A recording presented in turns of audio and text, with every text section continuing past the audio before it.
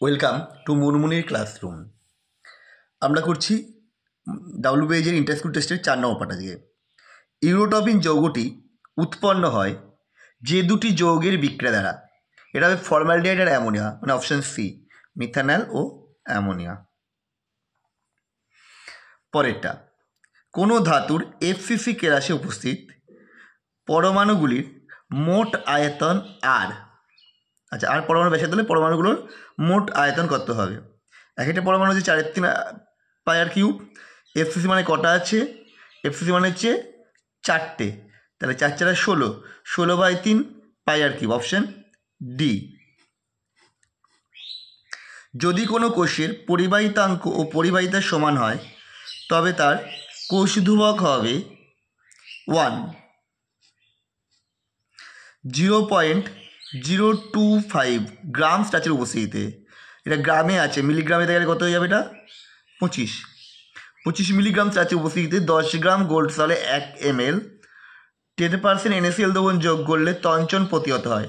সরাসরি কথা বলতে 25, কারণ গ্রামটাকে মিলিগ্রামে কনভার্ট করা হলো। ডি। 5এরটা, XeF6 অণুর আকৃতি হলো, এটা কেমন হবে আকৃতিটা? বিকৃত অষ্টতলাকার, একটা থেকে যাবে, লোন পেয়ার।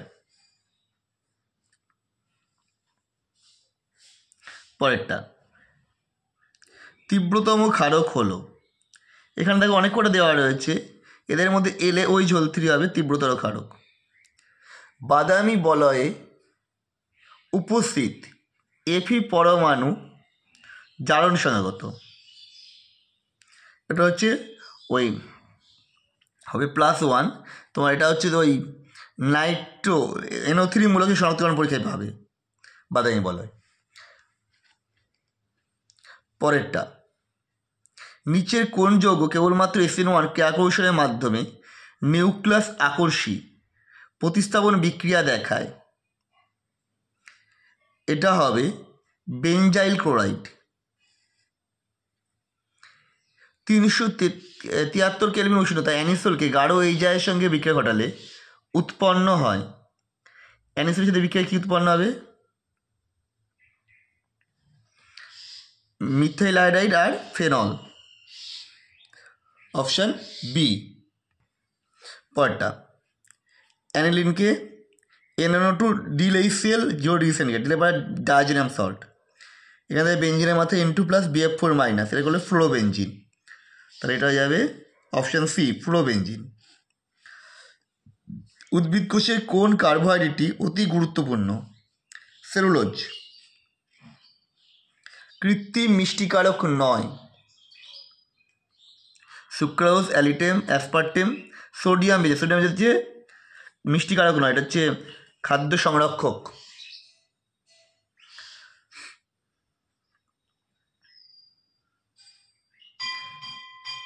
টেরিলিনের ইথিলিন গ্লাইকল নিচের কোন পলিমার? গুরুত্বপূর্ণ পলিমার টেরিলিন, টেরিথালিক অ্যাসিড। অ্যান্টিপাইরেটিক নয়, এটা হবে ক্লোরামফেনিকল, অ্যান্টিপাইরেটিক নয়। তাহলে MCQগুলো হয়ে গেল, চলো আমরা যাই SAQ কোশ্চেনগুলোতে। Mg solid, Mg2+, /Cu2+/Cu solid, এই তড়িৎ কোষ থেকে 1 ফ্যারাডের তড়িৎ ব্যবহার করে তড়িৎ দ্বারা যে বিক্রিয়াগুলো ঘটে সেটা লিখতে বলেছে। কী হবে? অ্যানোডে বিক্রিয়া হচ্ছে Mg অ্যারো, তৈরি হবে Mg2++2E।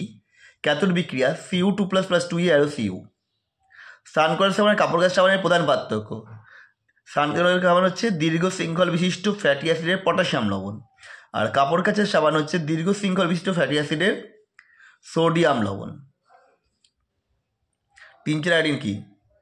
অ্যালকোহল ও জলের মিশ্র দ্রাবকে আয়োডিনের 2 থেকে 3% দ্রবণকে 3-4 আয়োডিন বলে। এটি এক প্রকার অ্যান্টিসেপটিক।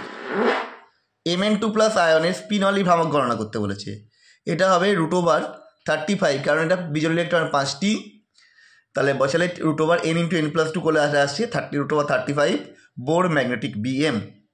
প্যারাসিটামলের রাসায়নিক পরিচয় N-অ্যাসিটাইল প্যারাঅ্যামিনোফেনল। পরেরটা, ডেটলের উপাদান, ডেটলের দুটো উপাদান আছে, একটা হচ্ছে ক্লোরোজাইনল আর একটা হচ্ছে টার্পিনিয়ল।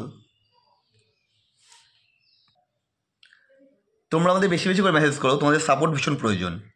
6.2 গ্রাম ইথিলিন গ্লাইকলকে 200 গ্রাম জলে দ্রবীভূত করা হলো। দ্রবণটি হিমাঙ্ক গণনা করো, কেএফ দেওয়া আছে, ডেলটি F equal to KF W2 × 1000 M/W1। এখানে এটা হচ্ছে W2 W1 কেএফ, আর M2টা ইথিলিন গ্লাইকল খেতে হবে 62। দেখো বসিয়ে দিলাম, এলো 0.93, তাহলে দ্রবণটি হিমাঙ্ক হবে -0.93 ডিগ্রি সেন্টিগ্রেড। 20 ডিগ্রি সেন্টিগ্রেড হচ্ছে কেসিএলের দাব্যতা বলে 34, কেসিএল দ্রবণটির ঘনত্ব এত, মোলারিটি গণনা করো। তাহলে আমি 100 গ্রাম দ্রবণে মানে কত আছে, 100 SME কিউব দ্রবণের ভর কত বের করে নিচ্ছি এত, এর মধ্যে কেসিএল আছে কত 134, তাহলে দ্রাবক আছে কত বের করে দিয়েছি, তাহলে এত গ্রাম দ্রাবক আছে এত ml, তাহলে এত গ্রাম দ্রাবকে কত থাকবে,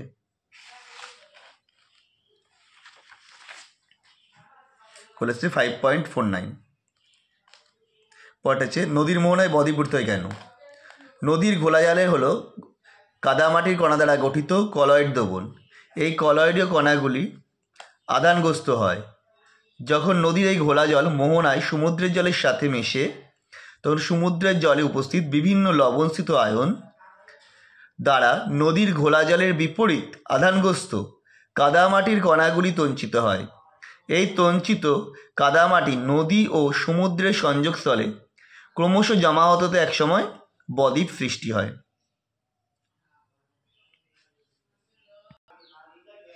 পরেরটা অধিশোষণ ও তাপমঞ্চী প্রক্রিয়া ব্যাখ্যা করা। টি হচ্ছে সি চাপ উষ্ণতায়, টি কেলভিন উষ্ণতায়, সি চাপ ও উষ্ণতা টিতে সংগঠিত কোনো প্রকার সিস্টেমের মুক্ত শক্তি, এনথ্যালপি ও এনট্রপির পরিবর্তনের মধ্যে সম্পর্কটি হলো ΔG = ΔH - TΔS বা ΔH = ΔG + TΔS।